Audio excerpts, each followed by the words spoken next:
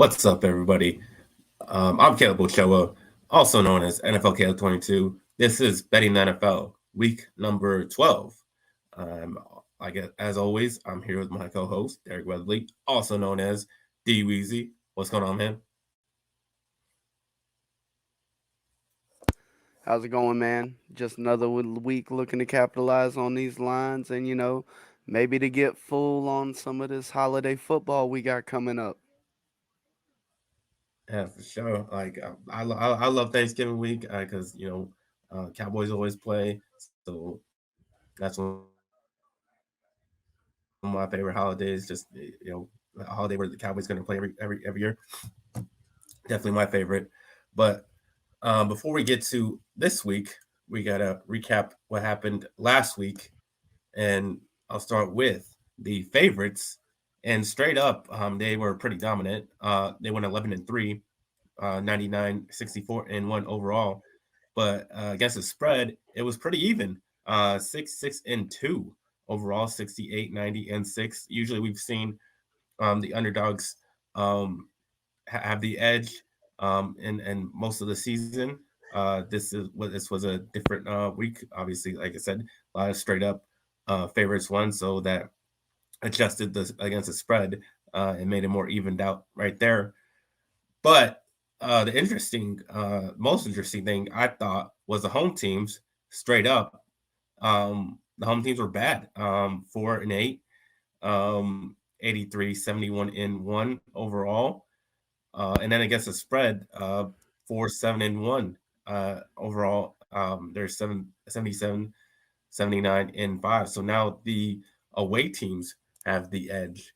I just wanted to get your thoughts on what you think happened there.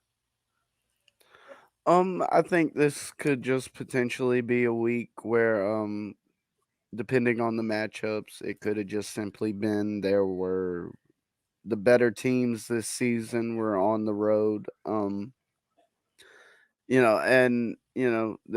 these are the types of things that we look at, of course, every week. Sometimes you can lean on it. I think this was just more a random occurrence in this past week. All right, and now we get to the over and unders, and now we finally saw some points being scored last week. They went 8-6. Unders been hitting a lot, but not this week. Overall, 68, 94-2. You see a shift coming that there'd be more points scored going forward, or do you still like the unders? I think this may be a season where the under may be the way to go. I mean, things tend to seem to be leaning that way more. Some of the more high-powered offenses that we somewhat expected to see this year haven't come through, and in a lot of instances, we're seeing even good teams playing down to their competition, and so we're not seeing many blowouts and um, instances where you have a potential playoff team taking on maybe a top five draft, a draft position team in the coming draft. You don't have those typical blowouts that we would more commonly see. All right. We got the biggest upset of the week came in the Detroit Lions getting 3 points on the money line. They were plus 140 against the New York Giants. New York Giants were at home. The final score was 31-18. Dan Campbell looks like he got this team finally where he wants it to be. They've won three straight. Um, the latest one obviously being a 7-1 Giants team by 2 touchdowns. Lions defense, been pretty bad for most of the season. They finally stepped up here. They stopped Saquon Barkley for just 22 yards on 15 carries. That forced Daniel Jones to throw the ball more, and that's going to lead to a lot of mistakes. And he threw 44 times. Um, he completed 27 of them, but he threw 2 interceptions. Um, Lions backfield had a good day against the Giants rushing defense. They ran 37 times, 160 yards for 4 touchdowns. Um, running the ball more definitely helped out Jared Goff a lot. And I feel like the Lions have some momentum going forward, and I think they can uh, be a tough matchup for anybody who's going to overlook them, like I think the Giants did here. Yes, coming into this season, I was a believer in the Lions and that they would cover their preseason win totals of 6.5. Holding a ticket, I clearly put money on it. Um, so yes, in this game, I was on the other side with the Giants -3. I don't think too many people expected the Lions to blow out the Giants in this game. But if we're talking about a scenario where Saquon was shut down, the ball was put in Daniel Jones' hands, I think you have a 50-50 shot of beating the Giants in that instance. And that's exactly what the Lions were able to do. As you said, they went out and clearly figured out some things in the run game, getting into the end zone that much. It's not a fluke. You'd hope to see them continue with that. I do believe for them to have success, sort of as you would see with the Giants, you limit the possibilities for your quarterback to make mistakes and you more put them in that game manager position. And if you can move the ball in the run game, that can definitely coincide with a game manager quarterback and lead to wins. So, yes, this was definitely a upset and a shocker, but it's also not something that was unheard of when we were talking about this team at the beginning of the season. All right, next we got the largest cover against the spread, and that's obviously my Dallas Cowboys -1 on the road in Minnesota. We kicked their ass 40-3, and from the start, pure and utter domination by my Cowboys. On the first drive of the game, Michael Parsons poses well, causing a sack fumble on Kirk Cousins, and then all week Cowboys were angry after the loss to the Packers. They took it out on the Vikings, um, and it was complete game by the Cowboys. Um, the front on all fronts, defense, offense, and special teams all look good. Tony Pollard had a great day, rushing, receiving, scoring 2 touchdowns. And the Vikings pretty much chose not to exploit the Cowboys' run defense. This led Kirk Cousins being sacked 7 times. And if the Cowboys just stick to this formula of run the ball, playing good defense, um, they would keep on these dominant performances. And last week I wasn't too high on my Cowboys. I was pretty angry. Didn't think we'd win this one. Just happy to be wrong. Well, I can I can definitely say this week, how about them Cowboys? Cause yes, your man here had the -1. I mean, was it ever in question? I wasn't watching this game live, but was the game ever in question? I mean, that was just a beatdown. It I wasn't. mean, I mean It a was. beatdown. Yeah. So clearly they covered the -1. I was big on them coming into this game. They did a lot of the things that I expected and hoped to see occur. Um, n- Keeping a team out of the end zone is truly remarkable in today's football. It's very rare that you see a team get shut out completely, and any defense that takes the field and keeps the team out of the end zone completely went out and put up a hell of a defensive performance, and that's what we saw. Yeah, I loved it. But next, we got the bad beat of the week, and that came in the Philadelphia Eagles at the Indianapolis Colts. On money line, the Colts were plus 240. Final score was 17-16. If you had the Colts on the money line, looking for a big payday because they were big underdogs in this one, you really felt good about your bet for most of this game. The Colts had led pretty much the entire game. Um, Philadelphia got extremely lucky on their game winning drive by getting a questionable pass interference, in my opinion, which got them all the way to the Colts 28-yard line. And the Colts had to know that Jalen Hurts was going to run, and yet they leave the whole middle wide open, so we can just go right through them, through the middle of the defense and score that touchdown. That was a dumb decision there. I just think the Eagles got really lucky and should have lost this one. May have been a bad beat on the money line, but I was definitely right on the money, picking the Colts +6 against the spread.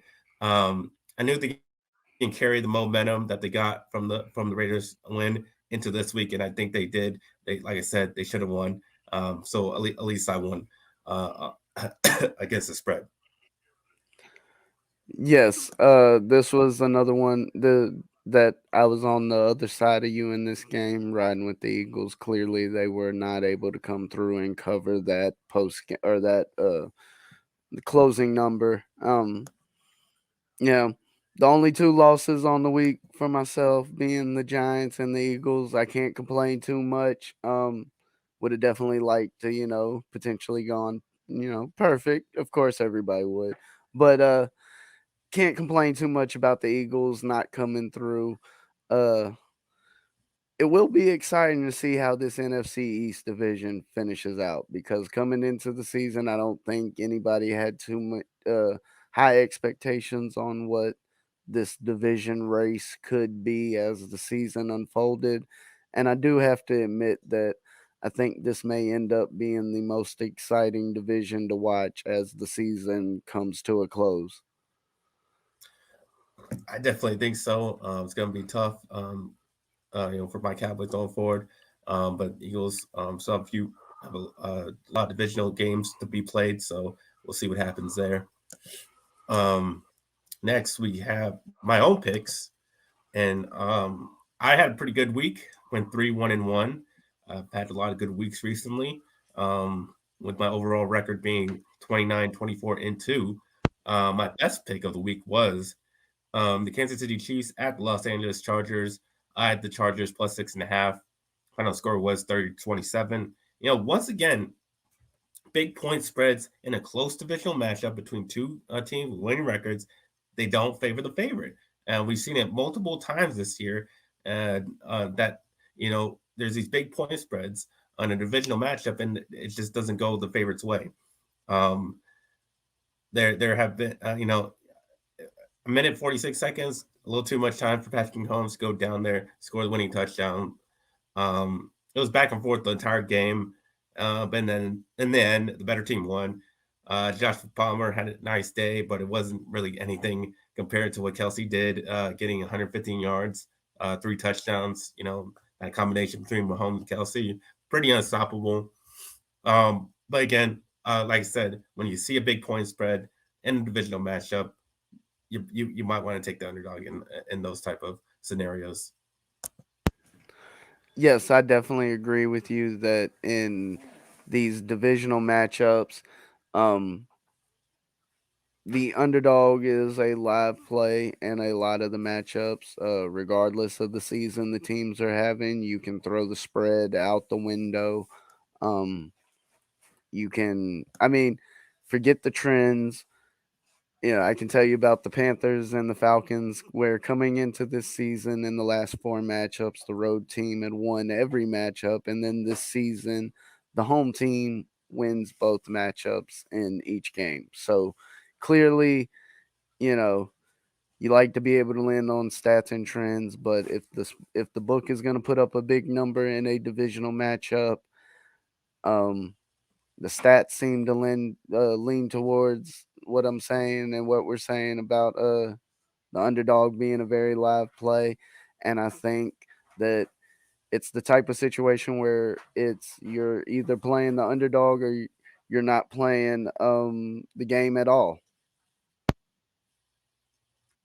And my worst pick was another divisional matchup that went the other way, but it wasn't as big of a point spread, which was the Cincinnati Bengals at the Pittsburgh Steelers.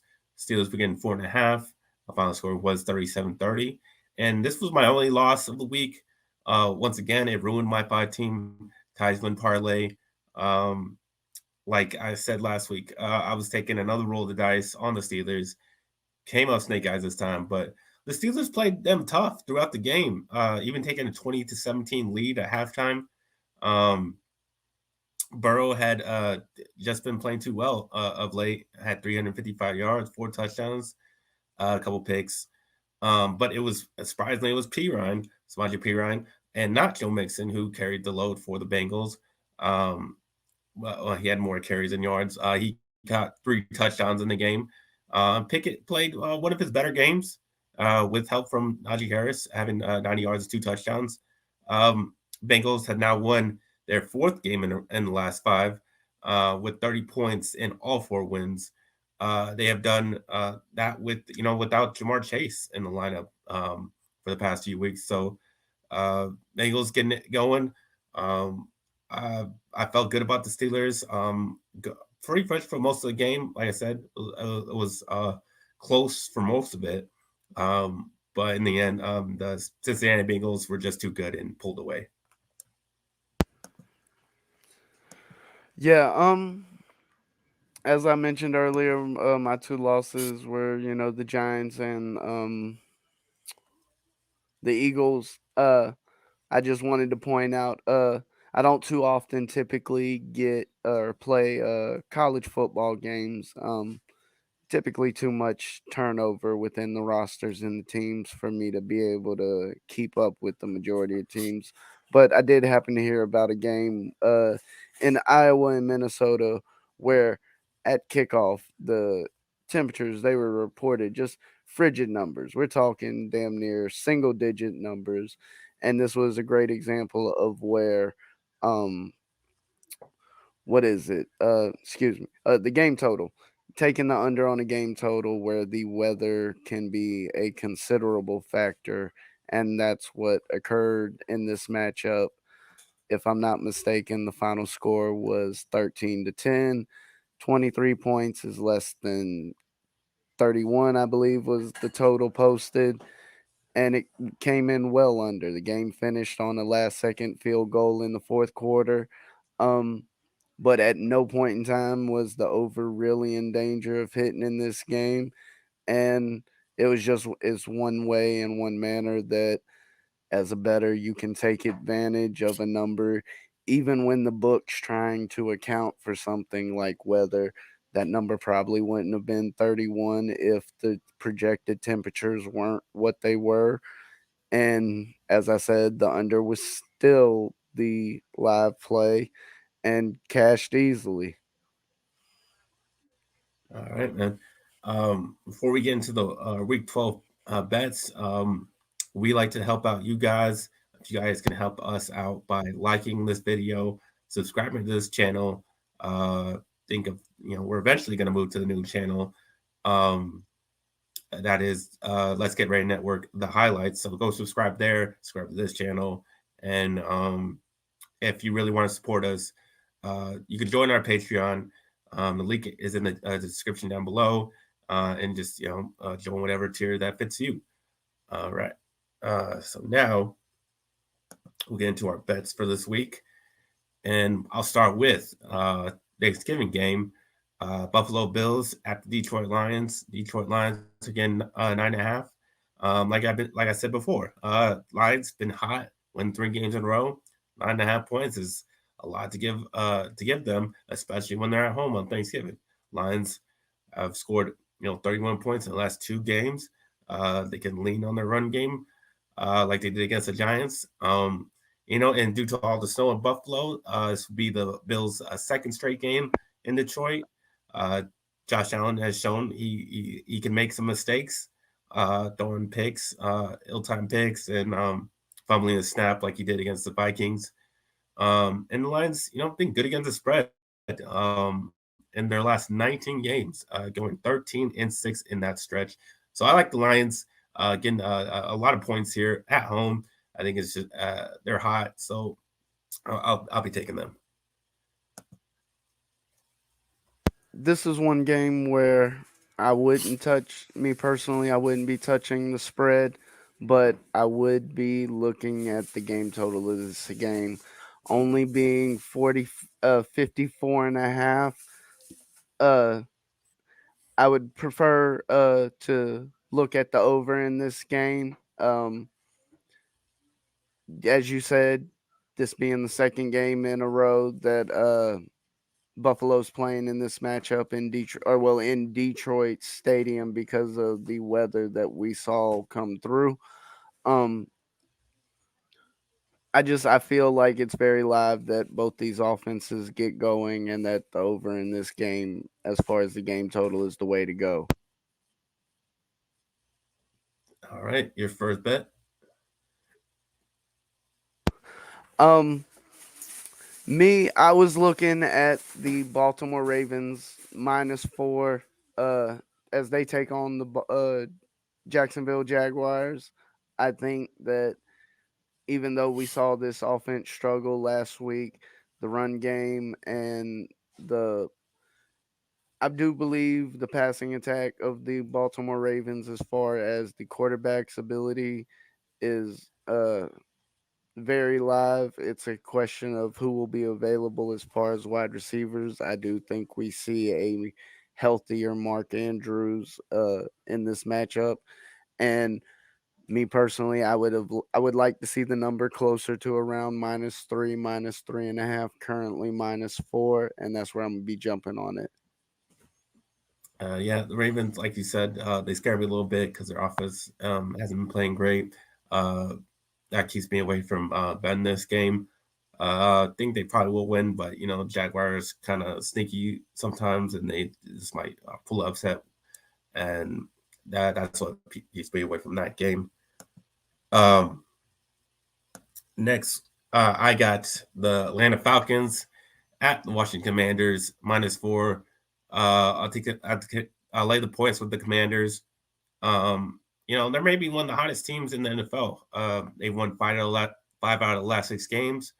And like I said before, I think I said last week, I'm gonna ride the Taylor Heineke wave until it crashes. It hasn't crashed yet, so I'll just keep on riding it. The Falcons have the worst passing defense in the NFL, bottom half in the league in rushing defense.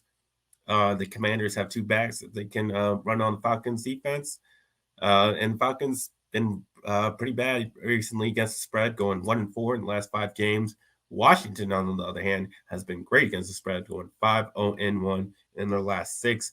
I like the Commanders. Going to ride it until, like I said, they prove me wrong. So I'll lay the points in this game. Yes, this is definitely a matchup I like as well. Where I'm looking, it's -4.5. I still feel comfortable with that number. Uh, as you said, the Commanders have been a tough team against the spread, and the Falcons have seemed to been rolling downhill for the past few weeks. They will be without Kyle Pitts, um, which further limits this offense as far as uh, their capabilities and play calling. That being said, I do think the Commanders will be able to cover that, the -4.5, as I don't see this Falcons team being able to put up many points in this game. I do think they will try and lean on their run game. The books have the team total for the Falcons at 18.5, and I think it's possible that we see the Commanders put up, 28, 30 points in this game, and that covering this 4.5 easily. All right, your next pick. I will be riding with the Panthers +2 as they take on the Denver Broncos. This pick has less to do with the confidence in the Panthers and more to do with that neither team in this matchup should be favored. Honestly, I think this game should be a pick 'em. Both teams are fairly bad coming into this game. Both teams have very strong off or defenses and have proven that. The I heard a stat earlier today or yesterday where the Broncos would be 9-1 if they held their opponents under 18 points. Now, this defense has been playing very well and is, I think, in a lot of ways gone under the radar because of how bad the offense has been.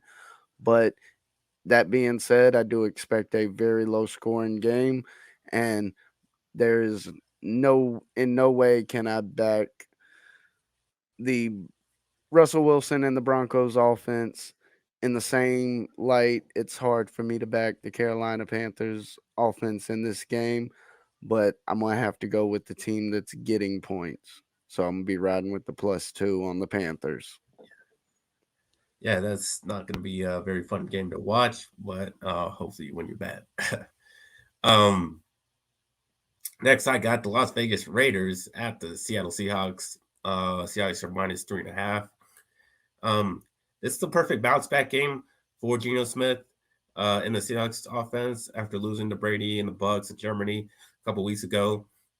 They're coming off a bye week. They have had some time to get healthy, some time to prepare for this matchup. The Raiders defense has not been good all season, um, except for the bad Broncos offense last week. Every other team the Raiders have faced has put up 20 points or more on them. 3.5 points seems like a small enough number to lay the points here against a bad Raiders team. And the Seahawks, been pretty good against recently against the spread, going 4-1 in the last 5 games. So I like the Seahawks here. They're at home. It's not a big number, and the Raiders are pretty bad. So going Seahawks. Yes, I definitely would. I'd have to ride with you there because, as you said, the Raiders have been an awful team this year. There's not really anything about them that I could back at the moment. Um, Small line like that, given what we've seen out of Geno Smith and the offense of Seattle this year, um, I can't go against them. Uh, I'll say that much. I won't say that they've been the type of team that I would feel, an abundance of confidence taking back in Seattle in that game, but I would definitely ride with Seattle before I ever thought about touching the Raiders and the points. So, you know, I, let's see if Geno starts writing people back. All right, your next bet. Me, it's it's a number that I'm curious about because possibly because of the injury matchups, but we see the Bengals and the Titans facing off this weekend, and in this game, the Titans are +3, being the home team +3. Derrick Henry, uh, Tannehill coming back, seeming completely healthy. I don't see the Cincinnati Bengals team winning this game. Um, no Jamar Chase. The offensive line has been struggling a lot more than people expected. And I think that the Titans are very live to win this game outright. And definitely, I'm going to be riding with that +3 in this matchup. Yeah, I'm right there with you at this game as well. I have the Titans +2.5, and I feel like they're getting disrespected by the odds makers. Uh, they're the home team. They have a better record than the Bengals, so I think they should be favored. Honestly, uh, Bengals can definitely put up some points, but the Titans have a really good defense. Have been 6 games this season holding their opponent under 20 points. All the Titans have to do is what they've been doing and lean on Derrick Henry in that run game. And the Titans, have been perfect in the last 8 games against the spread, as they are one of the best teams against the spread this season. I like the Titans getting points at home. Um, so yeah, my final pick is the Green Bay Packers +7 at the Philadelphia Eagles. The Eagles have not looked all that great in the last 2 weeks. They lost to the Commanders and should have lost to the Colts last week, getting a 1 point victory. I think their struggles will continue going into this week against the Packers. They've had problems running with their backs. It's mostly been Hurts running the ball. I believe the Packers can keep it in within 7 points, as Rodgers has been okay recently. Like he went up against two good defenses with the Cowboys and Titans in the last two matchups. He did decently well against both those teams. If they just run the ball more, then I think they can actually win this game. But that's up in it's up in there. Uh, we have to see if they actually do that. Um, but the Eagles not been good against the spread, going 2-4 in the last six. So I like the Packers getting a whole touchdown here. Yes, in this matchup, I think that it's definitely hard to back the Eagles the way they've been playing the past couple of weeks, as you mentioned. Um, I do think they will turn things around as the season gets closer to the end, and I do believe this is a playoff team no matter what happens. I'm not sure you can say they're a lock for a playoff berth yet, but I think they might be the front runner in that conversation. Um, but yes, as far as coming into this game, a whole touchdown. Who's the home team in this matchup? The Eagles, The Eagles. yeah, Yeah, I just I don't think that's a number that they possibly don't cover. Now going into my next pick, yeah, this is possibly a trend that you might like to see. Thursday night, 8 o'clock, under the lights, prime time. We got Kirk Cousins taking on the New England Patriots, and me, I'm gonna be riding with the Patriots plus the 2.5 as they take on, Kirk Cousins, Mister I don't know how to perform in prime time. And what do we have? The Minnesota Vikings playing in a primetime matchup on Turkey Day football. And getting plus points with the Patriots, I'm actually shocked a little bit to see this. I know the way these teams have been playing. I know I would definitely say that the Vikings have the better roster coming into this game. But as we said in the past, Kirk Cousins is a quarterback that seems to fade when the bright lights are on. And Bill Belichick is the type of coach that has proven in the past that he knows how to take advantage of players and personnel. If you give him a window or a chance to get his foot in the door, he'll wedge that thing open and use it against you and make you hate him. So in this game, I'm gonna be riding with the Patriots plus 2.5 as they take on the Vikings. And I do believe you gave all your picks already. Yes, yeah, that's because we fine. were on the same. Yeah. All right. Yep. And to wrap things up, this Sunday I'm gonna be riding with the Chicago Bears as they take on the New York Jets, getting 6 points as they come into this game. Yes, we will not see Fields, but as we sort of mentioned earlier, this is a game where I pretty much think it's a coin flip as we see backup quarterbacks in both games take the field. There's a lot of injuries and teams banged up on both sides. I would not be shocked if this game was to end on a last second field goal. That being said, getting being able to get +6 on one side and cover that 3 or 4 point margin of victory is definitely key in this game for me as far as from a spread aspect, because those that bet a lot know that 3 and 4 can be key numbers as far as how you might handicap a game. And in this matchup, as I said, I feel this could end on a field goal. So, being that I'll be able to get +6, I'm going to be riding with the Chicago Bears in this game. All right. That's our bets for the week. Then that's pretty much our show. If you have a question you'd like to us to answer, you can just leave it down in the comments below, and we'll answer it on the next episode of Ben the NFL. Happy Thanksgiving, everyone. Hopefully, y'all win your bets. That's all we're trying to do is help you all guys out, win some money. Um, so you can tell everybody where they can find you, DWeezy.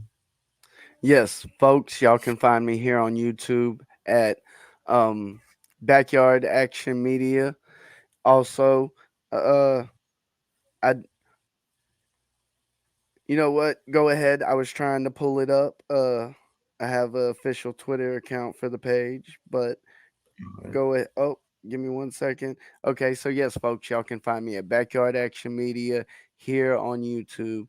And you can also follow the official Twitter account for Backyard Action Media at the Yard Bets on Twitter.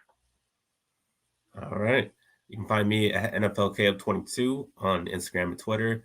You can find my articles that go along with this show on our website, let'sgetreadynetwork.com. This show will be eventually be moving to the new channel, and go subscribe to there at Let's Get Ready Network. The highlights, please go subscribe. And yeah, that's pretty much it. Also do Good Friends Battle Rivals on Mondays with Ferris Mutana. Um, so look out for that. All right, that's our show. So, like I always say, every week, let's get ready to make some money.